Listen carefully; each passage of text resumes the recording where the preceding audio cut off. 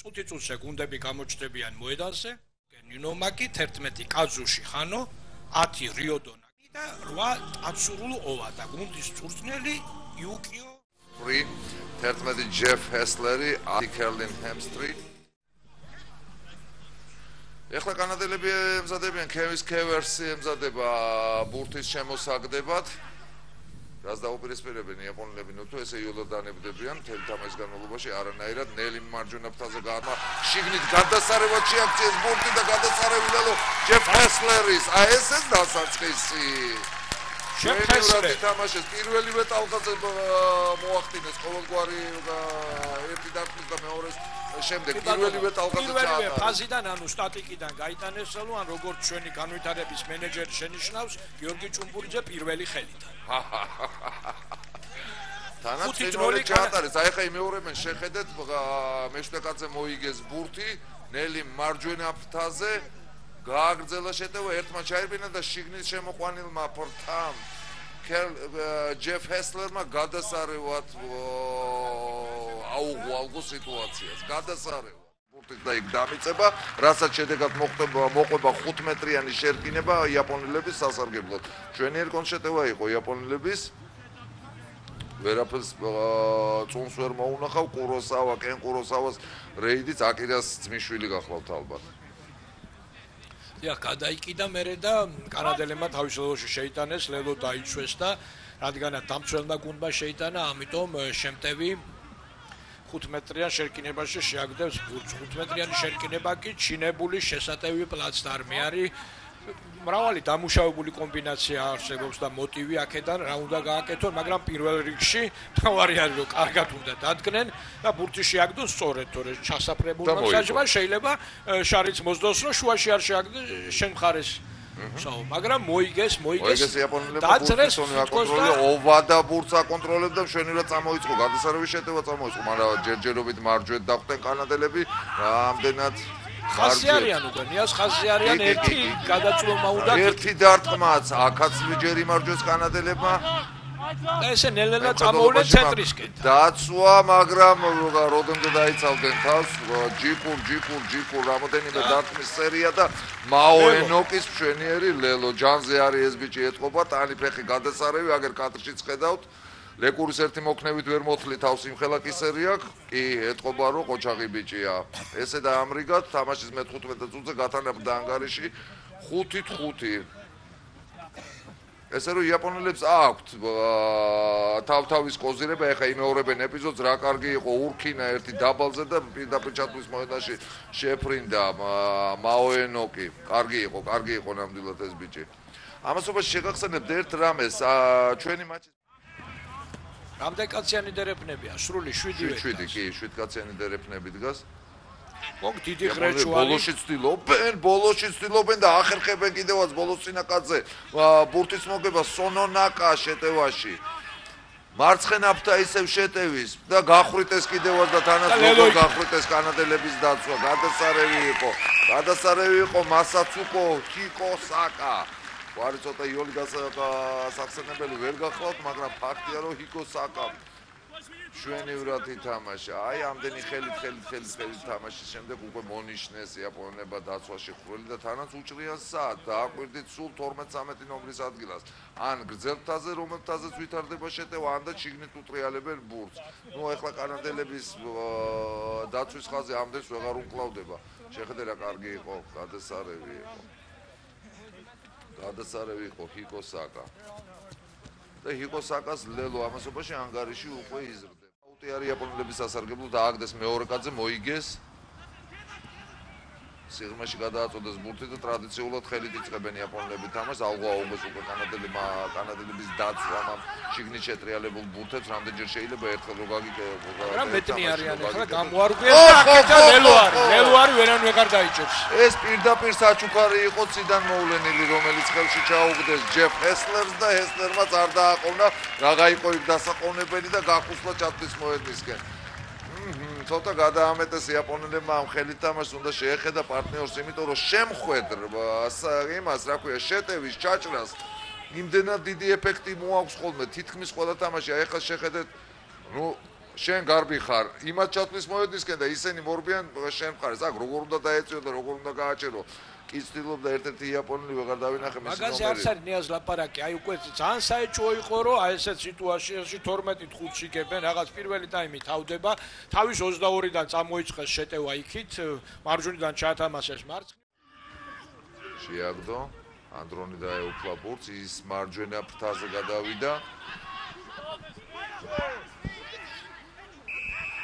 ანები რა მოხდა ჩახურეს კანადელებმა ბურთი დაჯარიმდნენ შეტევაში იაპონელებმა სასწრაფოდ გაათამაშეს ბურთი და მოკლე დარტყმა ერთი მეორე მოკლე დარტყმაზე ისევ ენოკი იწევდა პირველი ლელოს პატრონი ბურთიანად მაგრამ დროზე მოახერხეს კანადელებმა და დახურეს მესი შეტევა და ამჯერად უკვე მარჯვენა ფრთაზე წამოიწყეს ძალიან ფეხმარდი და ყოჩაღი ბიჭი უდგათ ვაიფუ კუნძულელი და ამასობაში ფრთაზე 14 ნომერი ვეღარ გააჩერებს ამას ვერავინ მაკაცუ ჰიკოსაკა გატანილი ლელოს ავტორი იმის თქმა მინდოდა რომ ლაფაე ვაიფუ თითქმის ყოველთვის ნომერი 13 ქმნის უპირატესობას თავის გუნდიცას და მერე მის რეალიზებას ახდენენ იაპონელები ეხლაც ამ სიტუაციაში ზუსტად იგივე ეპიზოდი იყო როცა ლაფაე ვაიფუმ გაჭრა ხაზი და ის უპირატესობა რომელიც შემდეგ შეექმნა ფრთაზე სამი იაპონელი ერთი კანადელის წინააღმდეგ მაგის შედეგი იყო აი ხა შეხედეთ თითქმის სამი იყვნენ ყოველ შემთხვევაში 2-1-ზე ნამდვილად იყვნენ დარჩენილები და მასაკაცუ ჰიკოსაკამ დაარტყა ესეა თუ ისეა კელინ აპელდორნმა წინ ითამაშა ბურთი და თანაც განზრახ თვითონ დაჯერდა კიდევაც ცეცხლივი დატრიალდა კობაიაში 10 მეტრიანი ზოლი უცებ გაიარა აგზელებენ კიდევ ვაიფუ ბურთით იაპონელების შეტევას ობაიაში მარცხენა მხარეს განავითარა შეტევა ის შიგნით შეუტრიალეს კანადელებმა ბურთი 1 2 3 და ენოკი ბურთით მარცხენა ფრთას სათამაშოდ გადასარევი შეტევა დაასრულეს კიდევაც იაპონელებმა კენკუროსავა იყო ის პიროვნება ეხლა რომელიც ჩვენს ეკრანებზე არის ვინც დაასრულა ლელო მაგრამ დამსახურება ამ შემთხვევაში მთელი გუნდის არის იმდენად სწრაფად შეუცვალეს რამოდენიმეჯერ ერთ შეტევაში კანადელებმა იაპონელებმა მიმართულება შეტევას რომ კანადელი დაცვა უბრალოდ დაიბნა მარტივად დაიშალა იას მეოთხე ლელო იყო ანუ იაპონიამ ეს თამაში რო წააგოს პრემიას მაინც აიღებს კი და რაღაც პირველი ფრაზის არ მჯერა ეს თამაში რო წააგოსო შენი წინადადების ნახეთ რამდენჯერ შეატრიალეს 1 2 3 აქ და კიდე შეატრა ეს ბიჭი ენოკი რას დგას ფეხზე მაგარ ჯანზეც არის და მარცხენა ფრთა შეტევის და აქ უკვე ორი კაცი აბსოლუტურად სარიელი იყო დარჩენი კენკუროსავას იმის საშუალებაც კი ჰქონდა რომ კონტაქტში რო შესულიყო მასთან ჰანო რომელიც მარცხენა ფრთაზე აბსოლუტურად ხელუხლებელი რჩებოდა ნახოთ რას იზამს ნაკამურა რიოდო ნაკამურა გამთამაშებელი იაპონელთა ამიტომ გუნდია და ბოლომდე უნდა იბრძოლოს სპორტსმენები არიან ვალდებული არიან რა თქმა უნდა თან რაგბი ისეთ სპორტის სახეობა რომ ელემენტარულად რომს გინდოდეს ვერ გაჩერდები მარცხენა ფრთა შეტევის საკმაოდ კარგად განავითარეს კანადელებმა შეტევა უტევენ კიდევაც გადასარევად ეს არის კელონ მირსი ია უკვე მერამდენეთ გაჭრა ეს ხაზი აი ხა რა გაგრძელებას მოუნახავენ გაგრძელება გადასარევი მოუნახეს კაპიტანი ფრთაზე ფანტასტიკური შეტევა დაასრულეს კიდევაც ლელოტი თანაც როგორ დაასრულა რაკბილიანი კონტაქტი ჰქონდა ბოლოს გადასარევი იყო ძველი მისახვედი არ არის რომ ანდრონი იქნებოდა ეს კანადელების კაპიტანი ფანტასტიკური გარღვევა მოაწყვეს კანადელებმა 25-15 და 10 ქულა დარჩა ესე რომ მე მგონი ინტერესი ისევ დაუბრუნეს ამ გარღვევის შემდეგ თამაშს. ნახე რა კარგი იყო 1 2 3 მომენტალური პასი, რასაც მოყვა ანდრონის ფანტასტიკური რეიდი, გაშალა ლაჯი და ბოლოს რა კონტაქტი დაასრულა. აი ბოლოსაც გადასარევი კონტრაქტი დაასრულა. ის კონტაქტი ძალიან იოლად დაწერდა. სხვანაირად უბრალოდ წაიკოხტავა შეიძლება წაიკოხტავა ესე თუ ისე მე მაგალითად პირადად ძალიანაც მესიამოვნა აი ესე როდესაც სრულდება ეთქობა 11 ნომერი აღარ მიეკარება ეხლა აღარ მიეკარება მის მერე შემდეგ ჯერზე გაატარებს პირდაპირ ანგარიში გამხიარულდა რბილად რო თქვა 25-15 მისეს კანადელებს და ესენი სხვა გზა აღარ დარჩენია რომ 4 იაპონელს უნდა ჩავარდნოდა ხელში, ჩაუვარდა კიდევაც, მაგრამ ბურთს თუ დაიტოვებენ, მაგალ დიდი ეჭვმეპარება. იაპონელები იმდენად კარგად არიან მომზადებულები და მთელი ფრთა დარჩათ იაპონელებს შესაძლებლად და შეუტევენ კი არა, ლელოსაც დაუდებენ. აი 22 ნომერი ვშაყირობდი მე. კოკანოდა შემოვიდა კი არა, ლელო არ გაიგო. პირველად მიიღო ბურთი მატჩში, შემოვიდა და ნახევარწუთში ლელოჩ. ყოველგვარი ირონია უკან მიმაქ ჩემი, გადასარევი იყო კოკანოდა, აღმოჩნდა ზუსტად იქ სადაც უნდა აღმოჩენილიყო და იმ დროს რითითაც დასრულდა ეს შეტევა თქვენ თვითონაც გადასარევად ნახეთ. ყოველგვარი ირონია კიდე ერთხელ უკან მიმაქ. ნახე რა კარგი იყო იაპონელები, ნუ ცხადია აქ უკვე უბრალოდ რეალიზება უნდა გაეკეთებინა. გურჯმა რომ იცა 3 ნომერმა პასი არ დაიბნა. ენოკი ერთ-ერთი საუკეთესო არის, არ დაგავიწყდეს პირველი ლელო მაგან გაიტანა და მთელ თამაში ერთ-ერთი საუკეთესო იყო. ეგ თავის კოლეგასთან ლაფაელე ვაიფუსთან ერთად. საერთოდ ძალიან საინტერესო დაბეჭდილება დატოვეს იაპონელებმა. ძალიან საინტერესო ისე რომ ჩვენ საკმაოდ სერიოზული მეტოქე გვეყოლება ფინალში გასასვლელ მატჩი. მოგეხსენებათ ერთი და იგივე ხოჯგუფში გამოდივართ ჩვენ კანადელები, იაპონელები, ზიმბაბვე და იაპონია შეთამაშებით პირველში 4 შაბათს 1 ივნისს 6 საათზე, მაგრამ იმედი ვიქონიოთ რომ არ იქნება ისეთი უწყვეტი მატჩი, იქნება წყვეტილი ეპიზოდი, სადაც იქნება ბევრი ბრძოლა და იმ ბრძოლაში გავტეხთ. საერთოდ ესე თამაშის საშუალებას არ მივცემთ. მაგას ალბათ არ ფიქრობს იაპონელების წვრთნელის პირიქით ფიქრობს რა იქნება, ესე იქნება თუ ისე, მაგას უკვე თამაში გვანახებს, მაგას უნდა დავედოდოთ კიდე ერთი კვირა გვაქვს დრო, არა 5 დღე გვაქვს ეს მატჩი შედგება.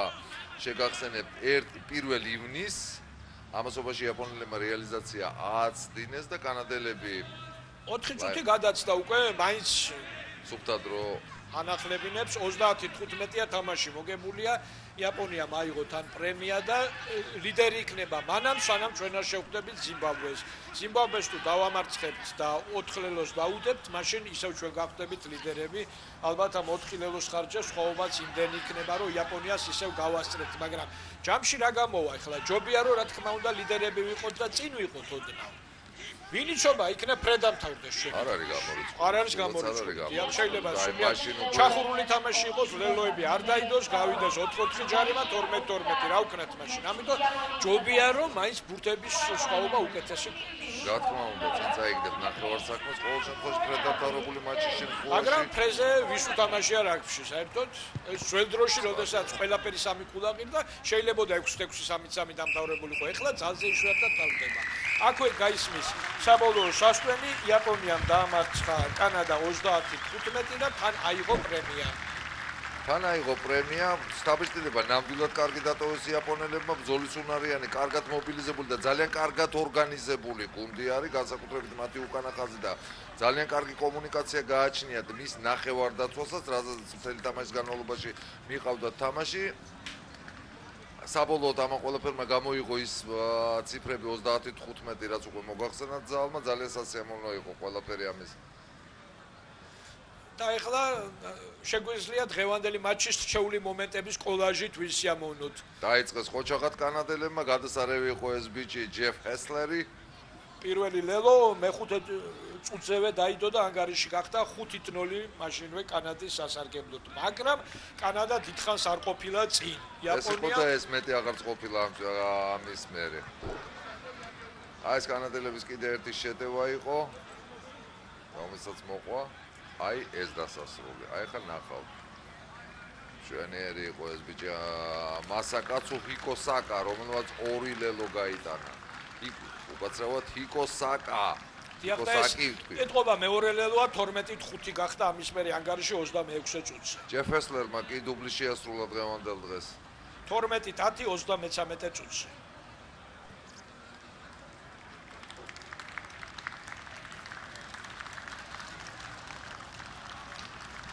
ეს მეორე ტაიმია უკვე კანადა უტევს მარცხნიდან მარჯვნივ და მათი კაპიტანი აქვე პარალელური ტაილერ ანდრო პარალელური მატჩის შედეგსაც გეტყვით რომ ანგარიში გათავდა სამოერთა სასაგებო 37-6 მოგეხსენებათ პარალელური მატჩი მიმდინარეობდა. ალბათ პრემიასაც აიღებდნენ და ეს კი ბოლო ლელო 22 ნომერმა კოკი ნოდამ გამოიტანა. შემოვიდა და პირდაპირ ლელო გაიტანა. მატჩი დამთავრდა, მაყურებელი ტაშით აჯილდოებს ორივე გუნდს, ჩინებული სანახაობა აჩვენეს მათ აქ შეკრების საკმაო რაოდენობით აყურებელს.